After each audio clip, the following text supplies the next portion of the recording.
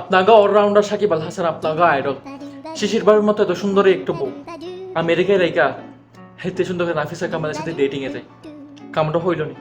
আপনারা বলেন যুক্তিভাবে, আপনারা বলেন, আপনারা যে মেয়েদেরকে দোষ দেন যে মেয়েরা নাকি এক পুরুষে আসক্ত না, তাদের নাকি কোনো কিছুতেই আটকায় না, তারা আজকে তাহলে আমরা মিথ্যা পাবো না, আমাদের মুখের মধ্যে ডাইরেক্ট স্টপ মেরে দিছে, আমাদের মুখ ডাইরেক্ট বন্ধ করে দিছে। সাকিব আল হাসান হেতে এমনি নামে অলরাউন্ডার হয় নাই, হেতে মাঠে ঘাটে রাজনীতিতে মেয়ে নিয়ে কেলেঙ্কারিতে সব কিছুতেই অলরাউন্ডার, সব কিছুতেই অলরাউন্ডার। তোর কে কই এত সুন্দর একটা বউ রেখে তিনটা বাচ্চা রেখে তুই নাফিসা কামালের সাথে ডেটিং এ যাই, কে কইল আর কো?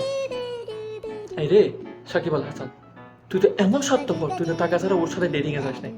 আর কত টাকা নিয়েছিস? যদি পাবলিকলি বলতে না পারিস তাহলে আমার ইনবক্সে কত টাকা নিয়েছিস, তার 50% লভ্যাংশ কিনা আর দিতে হবে।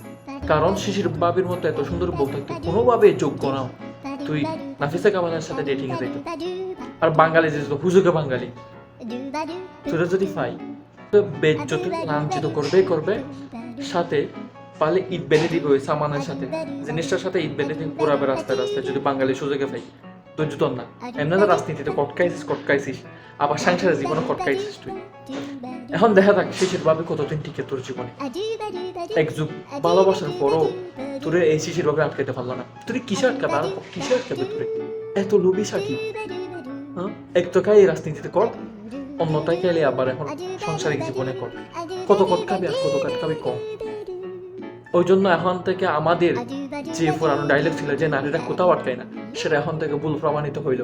পুরুষরা বরঞ্চ আটকায় না কোনো কিছুতেই, তারা এটা দেখলেও খেতে চায়, ওইটা দেখলেও খেতে চায়, ওইটা দেখলেও খেতে চায়, যারা ভিডিও দেখতেছে তাদেরকেও খেতেছে। রে সাকিব আল হাসান, ভালো হইতি না তুই কখনো। অলরাউন্ডার হইলে কি সব দিক থেকে অলরাউন্ডার হইতে হয়?